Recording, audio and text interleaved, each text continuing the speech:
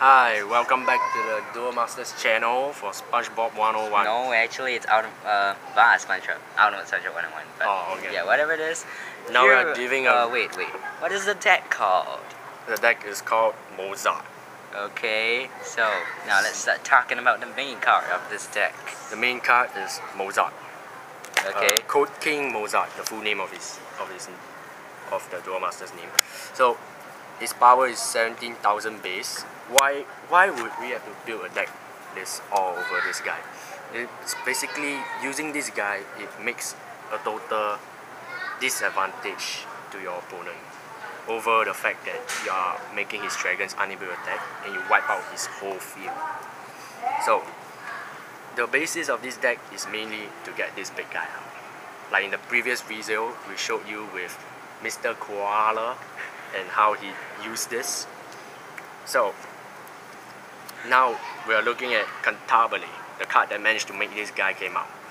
Why would we use Contarbali? In a moment in which this guy is in your hand, if your opponent would be discarding him and so on and so forth, Contarbali can make him return back to the mana zone. When he comes back to the mana zone, Contarbali's effect, he can summon him in the battle zone. And there goes his massive blow to the opponent. So Contarbali is a very key card in this deck, basically to just ensure this guy is forever in play. Okay. So now we are moving on to the least needed card. Okay. And you have 4 of it. Yeah. Why is he the least needed card?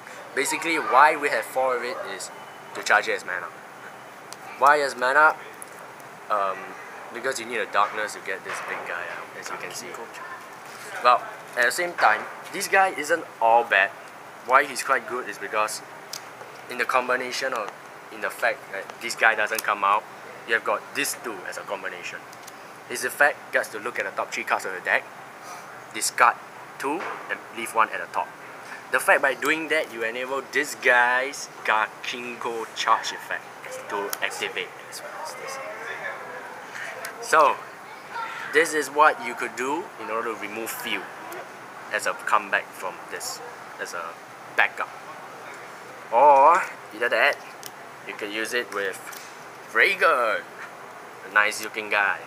It's like Balga, like the usual cards, Balga Raid, Balga Gazer and Balga Riser. He has got the same effect. When he attacks, look at the top card of your deck. An example, like this is your deck. When he attacks, look at the top card. If it's a dragon, you gotta put it on the field.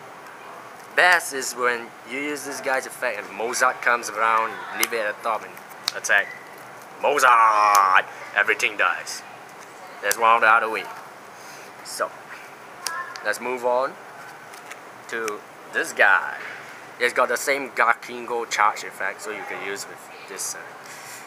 After using his effect, if you win, you can put a dragon from your mana zone with cost equal to the number of cards in your mana zone and put it on the field.